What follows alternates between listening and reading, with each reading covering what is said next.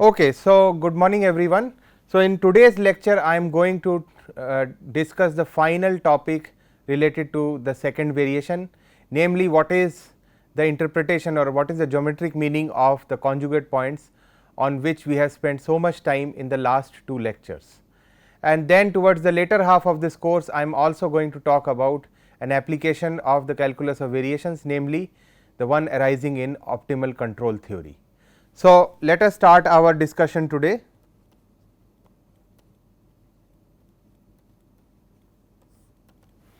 So, I am going to cover two topics. The first one will be mainly the continuation of our previous lectures discussion, that is on the geometric meaning of conjugate points.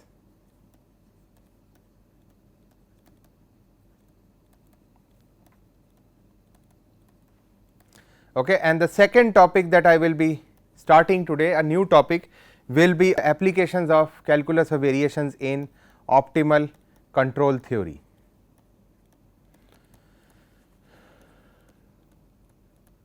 Okay.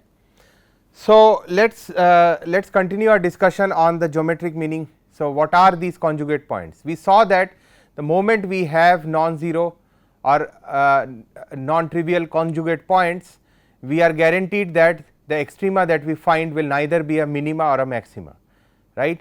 So, this question is what are these conjugate points. So, I am going to right away give the result and I will show this result using some analysis. So, it turns out that the locus of these conjugate points represent an envelope of the family of extremals. Okay. So, the result that I will like to show is that the locus of the conjugate points, the locus of the conjugate points represent an envelope for or envelope of the family of extremals, okay, of the functional under consideration. Okay. So, let us choose a family of extremals, a two parameter family of extremals, which is the solution to the Euler Lagrange equation. So, let us consider y, which is a function of x, and the parameter c1 c2, which is the solution to the Euler Lagrange equation, or essentially I am saying this is an extremal to our functional. And suppose we look at a neighboring extremal, that is we slightly vary these family of constants. So, we will still find another extremal by varying these constants, which will be slightly different from the original one. So, let us consider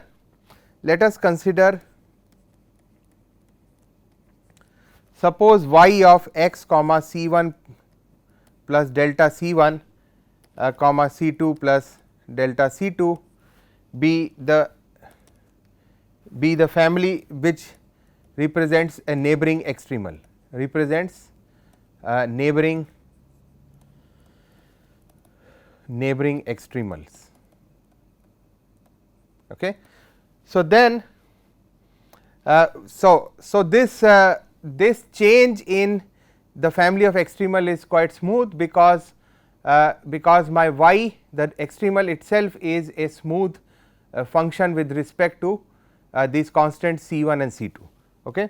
So, since y is smooth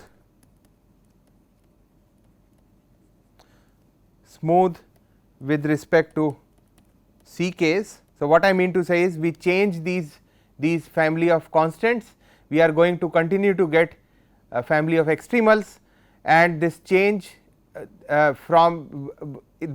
due to this change of the family of extremals due to these changes in the constants will be continuously differentiable or smooth.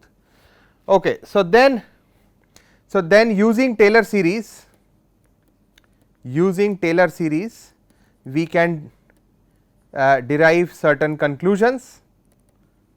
So, I am going to expand this perturbed value of the extremal in terms of the original extremal.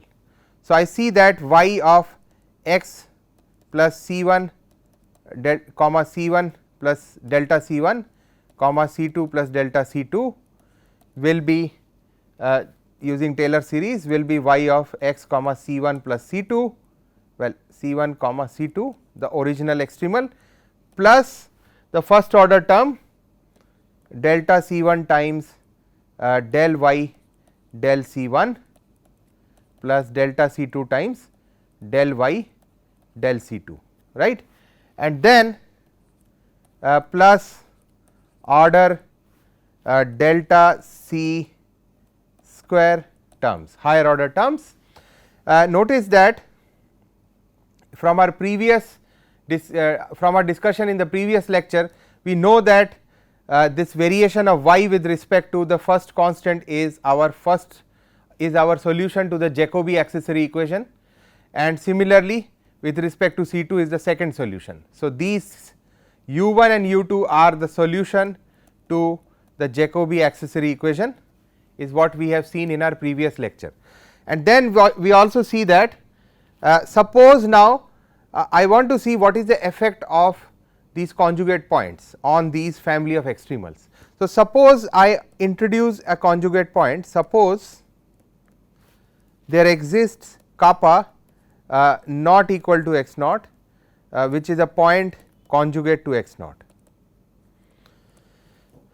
kappa which is a point conjugate to x naught, and I see that there will be a, which means that there is a non trivial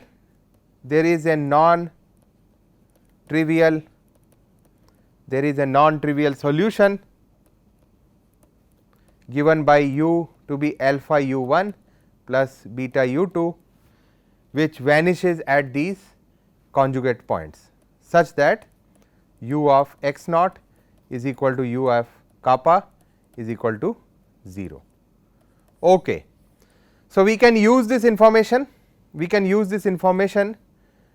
in this Taylor series expansion. We see that u of x naught.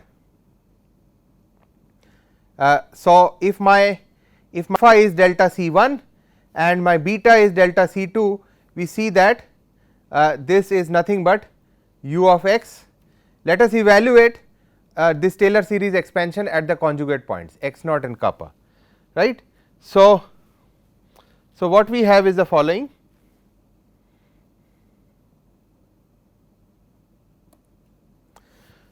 So, since well let us see what have we written here. So, yeah, such that this is the case. So, which means there exists, the previous statement is equivalent to saying that there exists these constants delta C 1 delta C 2 such that not both of them are 0 and we have that the first order term here, this underlined term, they vanish at the conjugate points x naught and x 1. Okay. So, delta C 1 times u 1 at x naught plus delta C 2 times u 2 at x naught is equal to 0 and delta C 1 times u 1 at kappa plus delta C 2 u 2 at kappa is 0. That comes from right away from the points, from the definition of points x 0 and kappa being conjugate to each other. Okay. So, which means the following. So, if we were to find the distance between, so which means that if we were to find this distance y of x comma C 1 plus delta C 1 comma C 2 plus delta C 2 minus y of x comma C 1 comma C 2, notice this distance, if we were to find this distance, we see that this is of the order of the delta C square, or the first order terms vanishes, right. So, what we have is the following. So, this becomes this is of this is of the order delta c square, right, at the points kappa and x naught, which are my conjugate points. So, the conclusion is the following. The conclusion is, at the conjugate points, the distance between the neighboring extremals, they approach to 0 as delta c goes to 0, or at the conjugate points the neighboring extremals nearly intersect. Okay. So, the conclusion is that at conjugate points,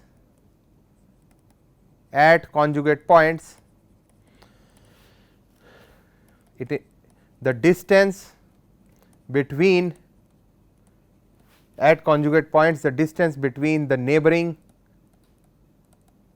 extremals is order of delta c square, and as delta c goes to 0, right. And further, the final conclusion out of all this exercise is that at the conjugate points the neighboring extremals, they nearly intersect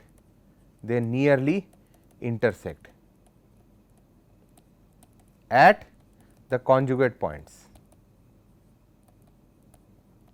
Okay. So, or in other words, the family of conjugate points, they represent an envelope of the family of extremals. Okay. Or the conjugate points, okay, the conjugate points represent an envelope of the family of extremals. Okay. So, at least we know what do we mean by the locus of these. So, what are the locus of these conjugate points? They are the envelope of the family of extremals. Okay.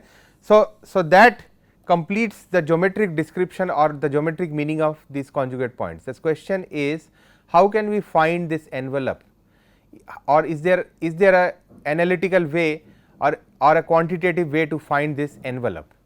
So, that is what we are going to discuss next. So, this question is how to find these envelope.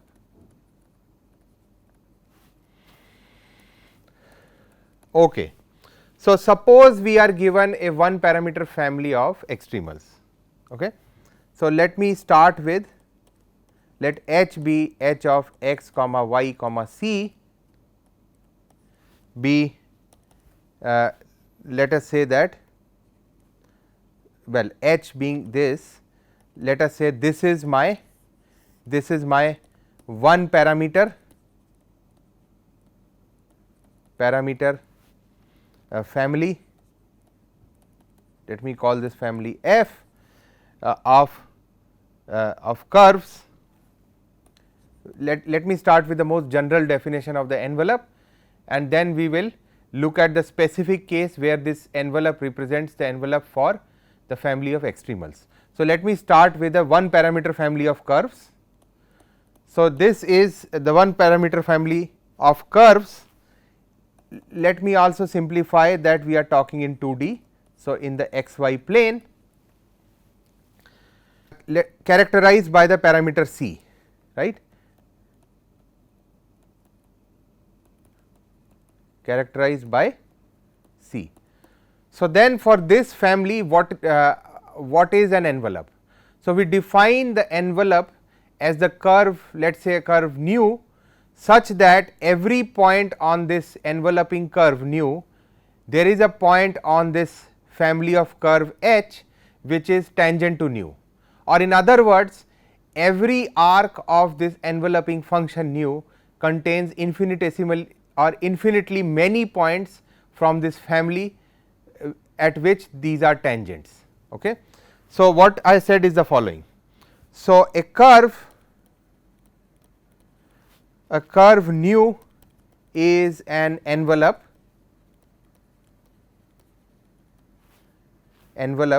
of the family F if the following sets of two condition holds at each point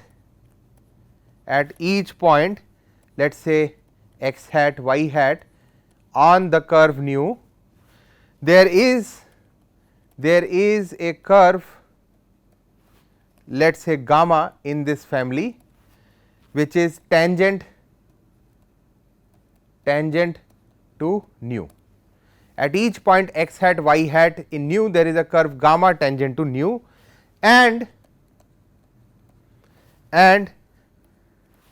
there exists infinitely many curves in this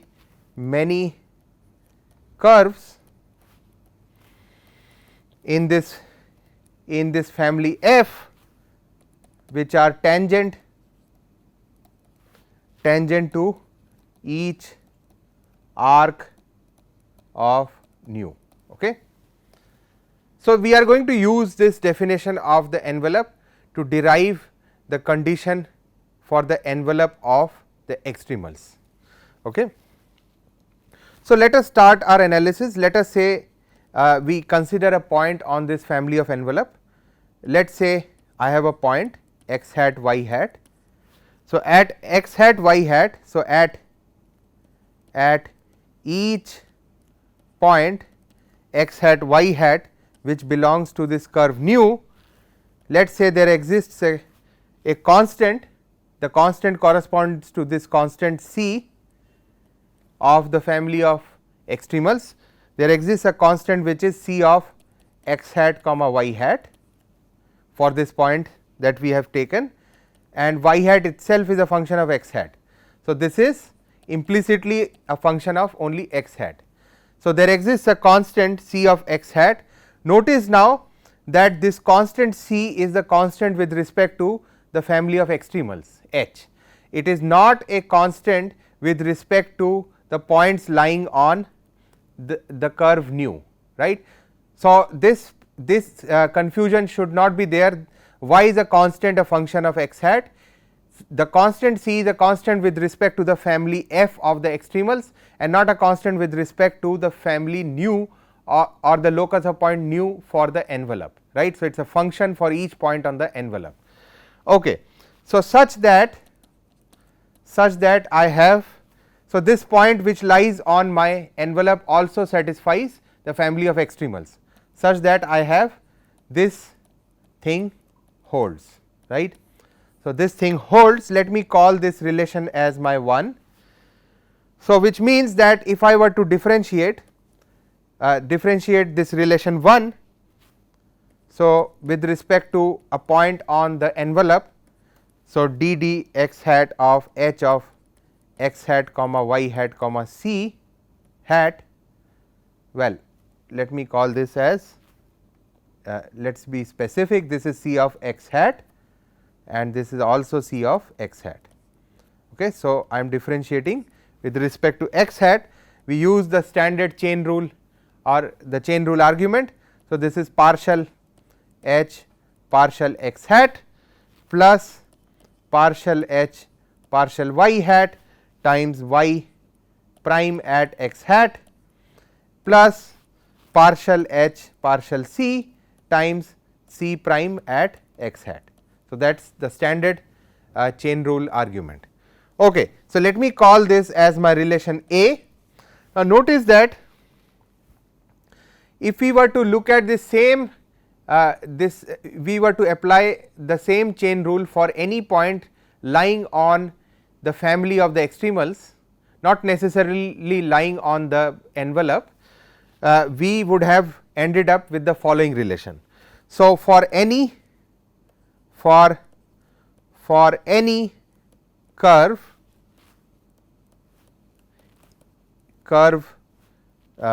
in the family f, let us f of extremals for any family, for any curve in the family f of extremals. So I get that, let me call this set of points as x comma y. So the points x comma y now lie on the family of extremals, and for this case my c is now a constant, right. So I see that the following relation holds: the derivative of h with respect to x is partial h partial x plus partial h partial y times y prime. Note that there will not be any third term partial h partial c, because now c is truly a constant for this family of extremals. Okay. So from we call this as b. Now at the point of tangency we must have that the x y which lies on the family of extremals must also lie on our envelope nu, right. So they must simultaneously satisfy condition a and b, right. So what we have is the following. So at the point of tangency I must have that x y c must be identically equal to the point x hat y hat c of x hat, right. Tangency of f and the curve nu, right, of the family f and the curve nu. I must have that this 3 tuple will be identically equal to this 3 tuple, and what we see is that del h del x hat plus del h del y hat times y hat prime of x, we get that this is equal to 0, right. So we get that from our condition b. So this is from b, right. Now we can compare that. So since this expression on the left hand side is identical to our condition a, notice that condition a had one extra term, which means that extra term will be set equal to 0 comparing the condition. So which means the following, which means that from a and b I see that partial h partial c times c prime at x hat, this is also equal to 0. Okay. Now as I just said few minutes back that the derivative of this constant with respect to the variable x hat will not be 0 in general, because c is not a constant with respect to the family nu of the envelope, it is a constant for the family of extremals h, right. So in general I have that c prime of x hat is not 0, and that gives me the conclusion that del h del c must be 0, or this is what we were after, the condition for finding the enveloping curves, right.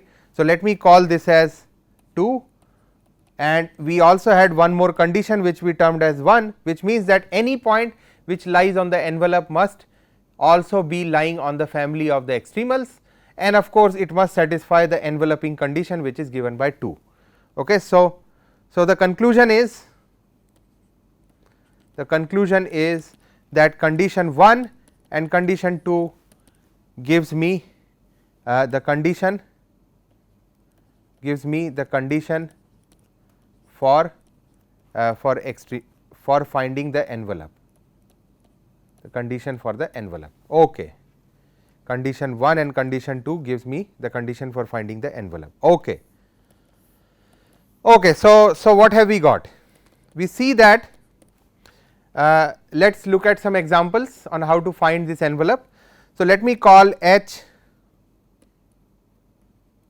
so let my h of x y c be the following function: y minus x plus c cube is equal to 0, and I want to find the family of envelopes for this family of curves, right. So my enveloping condition is, so to find the family of envelope, my envelope condition is del H del C is equal to 0, and from here I get that negative 3 x plus c is 0, or the constant c is equal to minus x.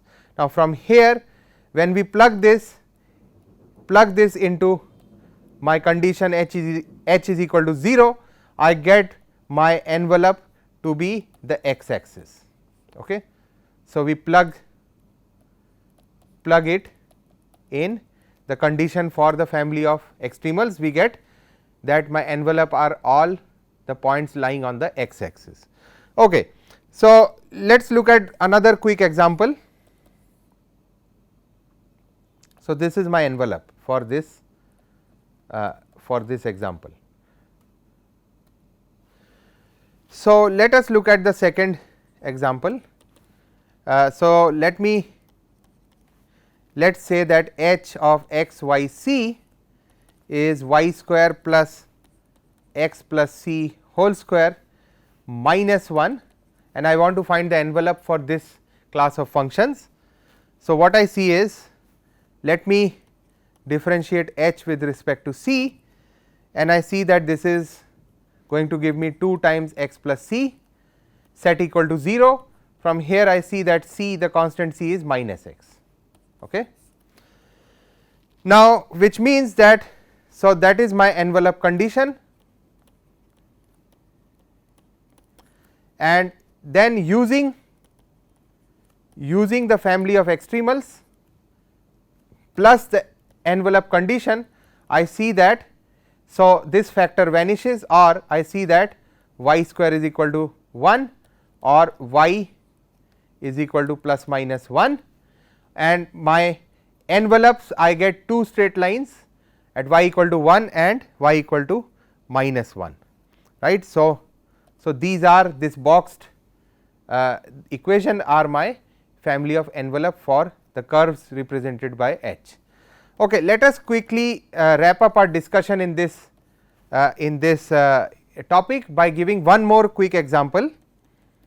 This example is related to the parabola of safety. So, what exactly is this?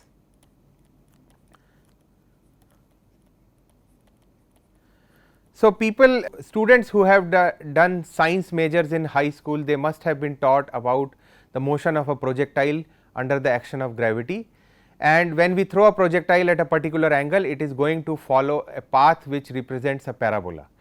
The following exercise will tell us what should be a typical height of an aeroplane or an object to fly, so that it avoids a projectile path which is shot at a given velocity and a given angle, also known as the parabola of safety. Okay. So, we have to find the envelope of projectiles under the action of gravity, under the action of gravity. Okay. So, the trajectory is as follows. So, I am going to, without solving the motion of projectile, I am going to recall the solution straight away. This is right from high school Newtonian mechanics. Note that the trajectory by the projectile follows the following path. The trajectory y at x comma the angle of the initial angle phi is given by x tan phi minus g x square by 2 v naught square cos square phi, where my v naught is my initial velocity, and so this is my initial speed, and g is my gravitational constant, gravity constant. Okay. Okay. So, which means that the height at any given point, the height of a projectile which follows this path will be given by y minus this quantity, right. So, the height of the projectile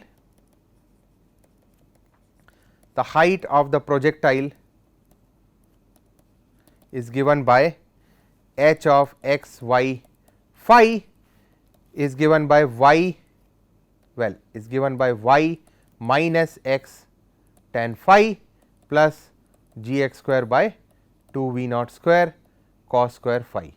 Okay. So, that is the height, and now notice that it is a function of y, x and phi.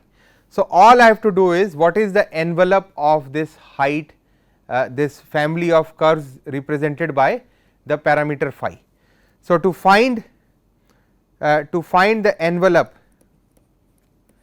envelope of this height function x y phi, we need to differentiate h with respect to phi, and we see that we get the following expression. This becomes